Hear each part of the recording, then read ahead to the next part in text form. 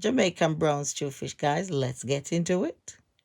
Here we've got some snapper fish that I decided that I was gonna brown stew. Well, I do love a little bit of brown stew. I also like bake, grill, fry, doesn't matter. But this is a really nice way to do some nice snapper fish. So if you go to the fishmonger and decide to get snapper, these are pink snappers, you can try it this way. And let me know. If you try it, let me know what you think. You can check out my description for the full instruction of how to prepare these fish and the ingredients that's been used. Thank you. Like and share with your friends and family, and also subscribe for more meal ideas. Thank you guys for watching. Bless.